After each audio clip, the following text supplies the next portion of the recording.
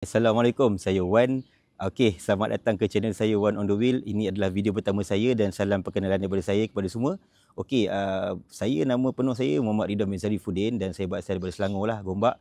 Tapi sekarang saya menetap kat Dingkil. Okey, so apa yang korang akan expect pada channel saya ni? Okey, pertamanya saya ni seorang yang meminati otomotif, berkenaan kereta, motosikal dan sebagainya lah. So insyaAllah saya akan sharekan dengan korang review-review berkenaan motor, kereta, dan juga saya akan sharekan information seperti keselamatan untuk kenderaan ataupun apa-apa information yang berguna lah untuk anda, insyaAllah.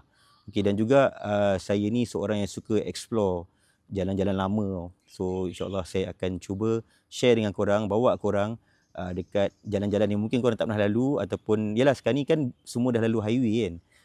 So kebanyakan orang lalu highway je lah nak senang, tapi saya suka jalan lama, tenang, tak serabut.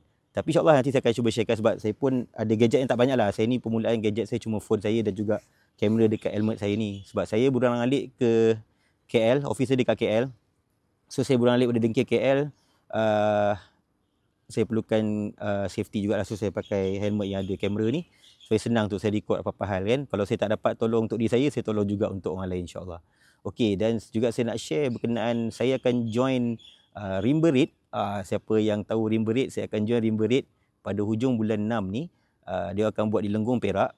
Tahun 2025 ni uniknya dia orang perkenalkan satu kategori baru untuk motor cup cross yang bawah 400cc dan juga skuter adventure bawah 400cc. So saya akan masuk dengan saya punya ADV ni lah, insyaAllah. Nanti saya akan share apa persiapan saya untuk masuk Rimba Raid nanti. Lebih kurang sebulan lagi. Dan juga saya akan sharekan nanti video-video footage masa hari tu nanti, hari race nantilah, insyaAllah.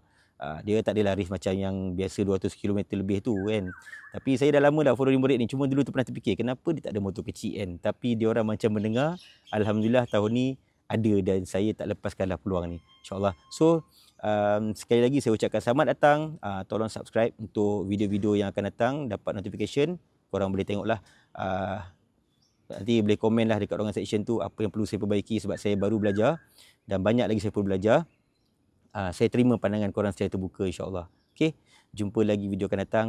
Terima kasih kerana menonton sampai habis dan jangan lupa subscribe, share dan komen kat ruangan section. Okay, jumpa lagi. Assalamualaikum.